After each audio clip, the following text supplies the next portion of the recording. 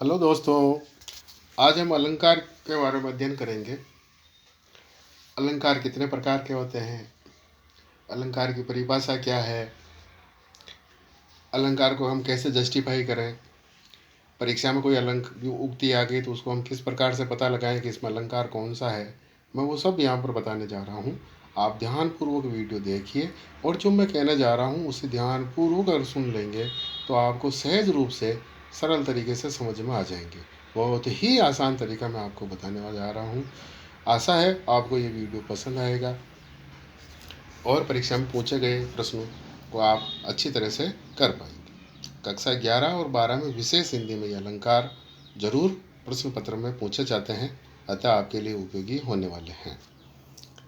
अब अलंकार की परिभाषा।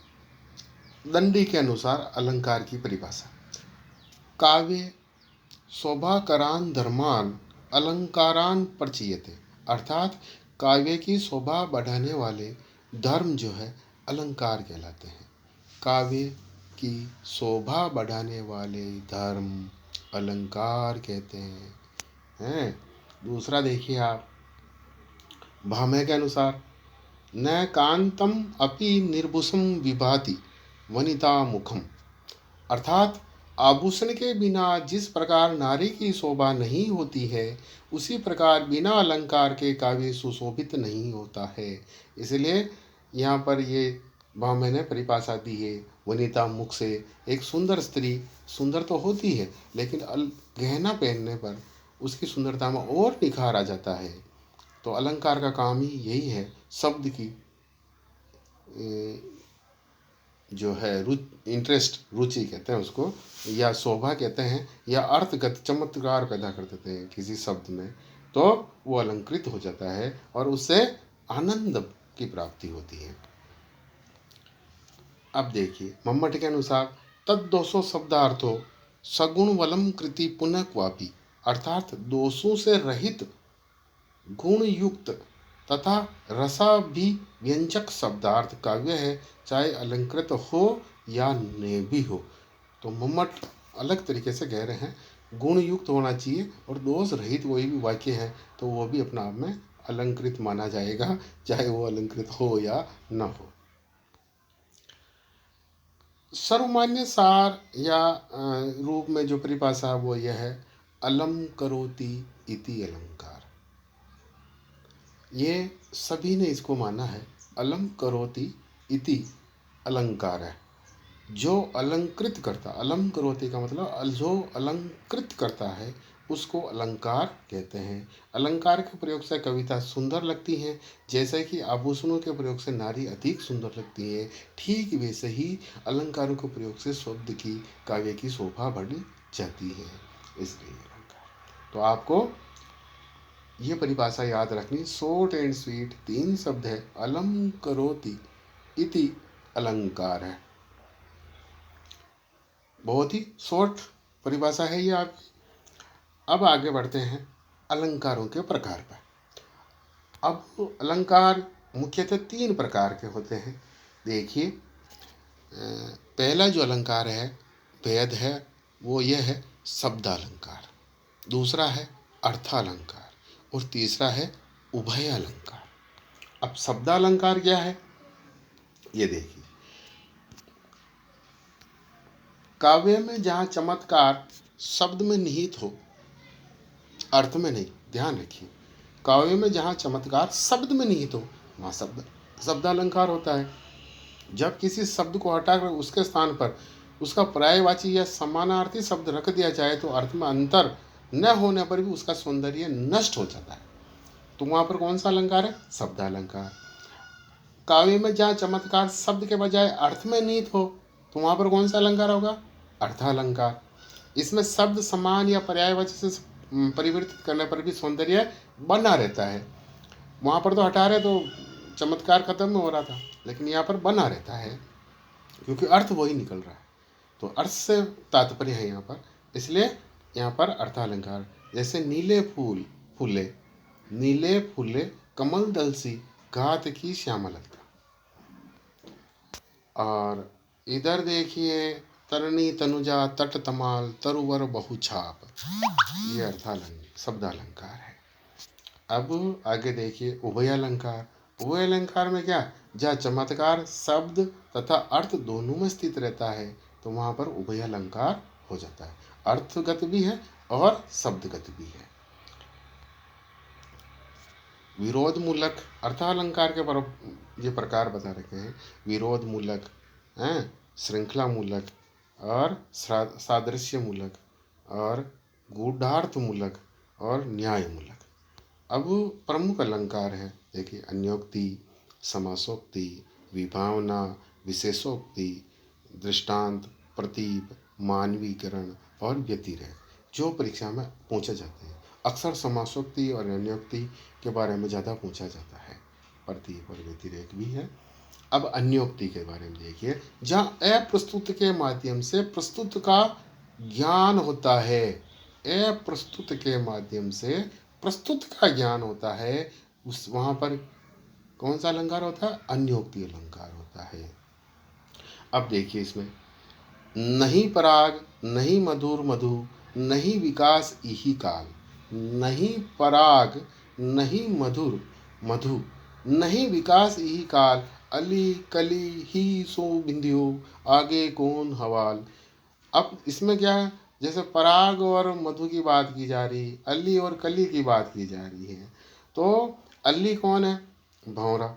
यहाँ पर भौरा और कली की बात कर रहे हैं, लेकिन यह प्रस्तुत है और प्रस्तुत यहाँ पर क्या है, सवाई मान सिंह और उसकी पत्नी रानी, ठीक है, उनके बारे में कहा जा रहा है। जबकि डायरेक्ट किसके बारे में पता लग रहा है, अली और कली की बात कर रहा है। और बात किस पे की जा रही है, सवाई मान सिंह के बारे में। 10 दिन आदर पाई के करिले आपू बकान, जो लागी काग सराद पकू तो लागी तव सन्मान। ये सब अन्योक्ति अलंकार के उदाहरण है। अब यह समासोक्ति, संक्षिप्त उक्ति के द्वारा प्रस्तुत और अप्रस्तुत का बोध जहाँ एक साथ होता है। देखिए अन्योक्ति और समासोक्ति में अंतर देखिए। अप्रस्तुत के माध्यम से प्रस्तुत का बोध कराना अन्योक्ति का काम है, और समासोक्ति में क्या होता है, संक्षिप्त उक्ति के द्वारा प्रस्तुत और अप्रस्तुत दोनों का एक साथ बोध कराना। यहाँ पर दोनों का एक साथ बोध, वहाँ पर समासोक्ति अलंकार है। ये ध्यान रखने की बात है। सिंधु सेज पर धरा वधु अब तनिक संकुचित बैठी सी, प्रलय निशा की हलचल स्मृति में मान किए सी ऐठी सी। ये इसका उदाहरण हुआ। अब है विभावना अलंकार। विभावना अलंकार में कारण का अभाव होते हुए भी कार्य का संपन्न होना हो तो वहाँ पर विभावना अलंकार होता है। जैसे पद बिनु चले, बिना पाँव के भी चल रहा है। सुने बिनु काना, बिना कान के भी सुन रहा है। कर बिनु कर्म करे, बिना हाथ के भी काम कर रहा है। विधि नाना, यानी परमपिता परमात्मा जो है वो, उसके बारे में कहा बिना कान के भी सुनता है, बिना पाँव के भी चलता है। निराकार ईश्वर के बारे में ये हुआ। अब देखो, क्यों न उत्पात होई बेरीन के झुंड में, कारे गन उमड़ी अंगारे बरसत हैं। ये आपका दूसरा उदाहरण हुआ। अब है विशेषोक्ति अलंकार, जहाँ कारण होने पर भी कार्य का न होना बताया जाता है। कारण है उसमें, देखो विभावना में कारण नहीं है, फिर भी कार्य हो रहा। अब यहाँ पर कार्य, कारण होने पर भी कार्य नहीं हो रहा है। वहाँ पर कारण होने, विभावना अलंकार में पाँव नहीं थे फिर भी कार्य हो रहा था, है। यहाँ पर कारण होने पर भी कार्य नहीं होना, विशेषोक्त अलंकार है। जिसमें जैसे नैन नैननी को कछु उपजी बड़ी बलाय, नीर भरे नित प्रति रहे तब उन्हें प्यास बुझाए। नैन नैननी को कछु उपजी बड़ी बलाय, नीर भरे नित प्रति रहे तब उन्हें प्यास बुझाए। समुद्र में रहकर भी अगर मछली प्यासी है तो यहाँ पर क्या हो गया, यही बात हुई ना। सुनत जुगल कर माल उठाई, प्रेम विवश पहनाई न जाई। यहाँ जुगल कर होने पर भी माला पहनाने का कार्य नहीं हो रहा है। जुगल कर का मतलब 2 हाथ होने पर भी माला नहीं पहनाई जा रही। सुनत जुगल कर माल उठाई, हैं, प्रेम दिवस विवश पहने ही न जाए, क्योंकि उसके प्रेम की इतनी भावना प्रबल हो रही है कि वो 2 हाथ होते हुए भी वो माला नहीं पहना पा रहा है। तो इसलिए यहाँ पर कौन सा अलंकार है, विशेषोक्ति अलंकार है। जहाँ कारण होने पर भी कार्य नहीं होता हो वहाँ पर विशेषोक्ति अलंकार है। ठीक है। और यहाँ देखिए वापस विभावना अलंकार में कारण का अभाव होते हुए भी कार्य संपन्न हो रहा है, कारण नहीं होते हुए भी कार्य संपन्न हो रहा हो, तो वहाँ पर विभावना है। और यहाँ पर विशेषोक्ति देखो, कारण होने पर भी कार्य नहीं हो रहा है, इसका मतलब एक दूसरे के विपरीत हो गए, नहीं हो गए, विशेषोक्ति और विभावना। वहाँ पर कार्य कारण नहीं था फिर भी कार्य हो रहा है, यह कारण है फिर भी कार्य नहीं हो रहा है, तो यही अंतर है।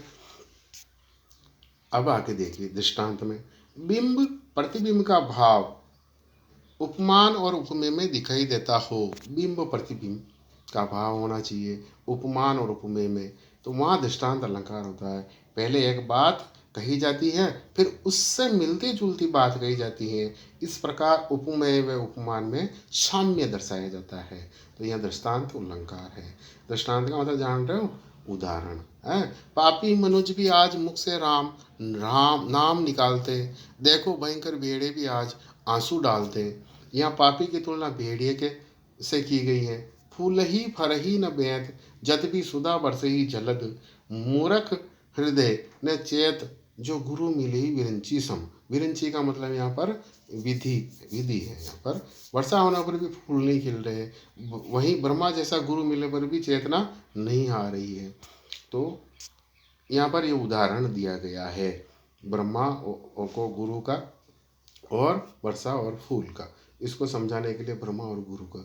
जैसे ब्रह्मा जैसा गुरु मिलने पर भी अगर चेतना नहीं आती तो ये सबसे बड़ी जड़ता है, वर्षा होने पर भी कोई फूल नहीं खिल रहे तो ये सबसे बड़ी जड़ता है। तो ये दृष्टांत अलंकार का उदाहरण हुआ। अब हुआ प्रतीप। प्रतीप का मतलब विपरीत, विपरीत या उल्टा।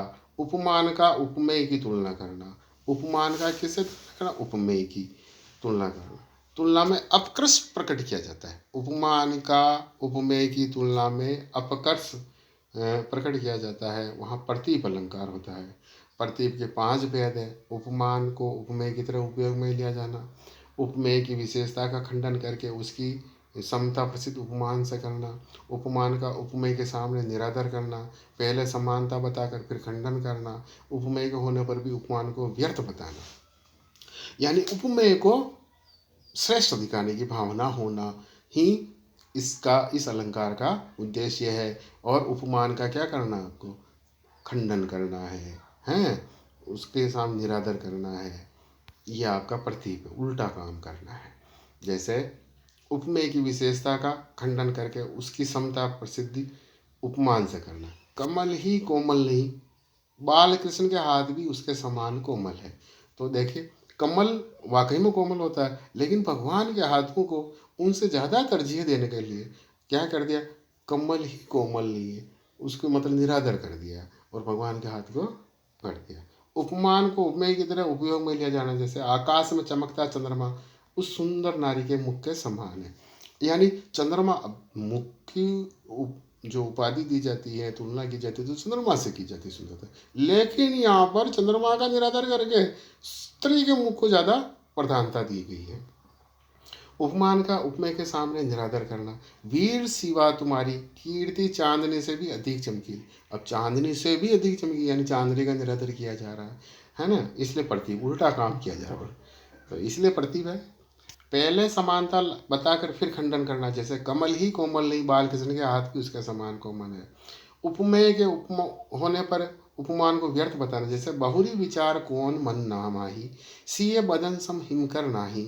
यहाँ सीता के मुख के सामने उपमान को हीन बता दिया गया है। सीए बदन सम, सीता के शरीर की तुलना में, हिमकर नाही, इतना ठंडा कोई नहीं है, बहुरी विचार कौन मन नाही। तो यहाँ पर इस तरह का जो है प्रतीप अलंकार है। मानवीकरण, मानवीकरण का मतलब निर्जीव चीज़ों को भी, जैसे पेड़ है, वस्तु, ये तो सजीव है, हालांकि पत्थर है कुछ भी, तो बादल है, इनको भी एक मानव की तरह, फूल है इसको भी एक मानव की तरह जैसे बात कर रहे हैं आपस में, कलियाँ फूल हंसे कलियाँ मुस्काई, तो हंसने का तो प्रकृति में एक मनुष्य को ही ये वरदान मिला हुआ है, लेकिन फूल हंसे, फूल कहाँ से हंसेंगे, लेकिन उसका मतलब खिलना है, मुस्कुराना का तात्पर्य वहाँ पर ये होगा। तो निर्जीव पदार्थों को मनुष्य की तरह काम करते या सुख दुख आदि भावों से पूरित ये और प्रभावित दिखाया जाता है, तो वहाँ पर ये क्या मानवीकरण हो जाता है। जैसे दिवसावसान का समय मेघमय आसमान से उतर रही, वे संध्या सुंदरी परी सी धीरे धीरे धीरे। यह संध्या काल को एक एक कदम रखकर आसमान से धरती पर उतरती हुई सुंदरी बताने के कारण उस मानवीकरण का अलंकार का प्रयोग हुआ है। रात संध्या को क्या बना दिया, स्त्री बना दिया। अब देखिए व्यतिरेक। व्यतिरेक में क्या होता है, उपमान की उपेक्षा अपेक्षा अपेक्षा उपमेय का उत्कर्ष दिखाया जाता है। यानी कि उपमेय को ज़्यादा प्रभावी दिखाया जाता है। यहाँ नदर नहीं किया जा रहा, लेकिन प्रभावी ज़्यादा उपमेय को दिखाया जाता है। अब देखिए, संत हृदय नवनीत समाना, कहा कविन परि कह न जाना, निज प्रताप द्रव्य दवि नवनीता, पर दुख द्रवी सुसंत पुनीता। यहाँ संत उपमेय है और नवनीत उपमान है। नवनीत का मतलब मक्खन। अब संत को बारी दिखाने के लिए, विशेष दिखाने के लिए, नवनीत ताप से खुद तो द्रवित हो जाता है, यानी मक्खन को गर्म करो तो वो पिघल जाता है, जबकि संत औरों के दुख को देख करके द्रवित होता है। जबकि संत क्या होता है, दूसरों के दुख को देख करके पिघल जाते हैं। तो यहाँ पर ये व्यतिरेक है। उपमान की अपेक्षा उपमेय का उत्कर्ष दिखाया जाता है, यानी कि पिघलना और पिघलने में भी फर्क दिखाया गया है। अब विशेषोक्ति अलंकार का उदाहरण दीजिए, तो नेताजी की संपत्ति कुबेर के समान बढ़ी, किंतु वे चुनाव में घमंड से बचे। तो ये विशेषोक्ति अलंकार का एक उदाहरण हो गया, है ना। और अन्योक्ति अलंकार के लक्षण का एक उदाहरण लिखिए, तो स्वार्थ सुकृत न श्रम वृथा, देखी विहंगम विचारी, बाज प्राय पानी पे, तू पंचीनु न मारी। ये अन्योक्ति। स्वार्थ सुकृत न श्रम वृथा, देखी विहंग विचारी, बाज पराए पानी पे, तू पंचीनु न मारी। अब देखिए प्रश्न, दृष्टांत अलंकार का उदाहरण दीजिए। नेताजी की संपत्ति कुबेर के समान बढ़ी, किंतु वे चुनाव में जो है घमंड से बचे। अन्योक्ति अलंकार के लक्षण का एक उदाहरण लिखिए, स्वार्थ सुकृत न श्रम घमंड। तो ये सारी जो बातें हैं आपको समझ में आ गई होगी। ये अलंकार मैंने आपको बताए हैं, आशा है आपको समझ में आए होंगे और परीक्षा में आपके लिए उपयोगी सिद्ध होंगे। जी धन्यवाद।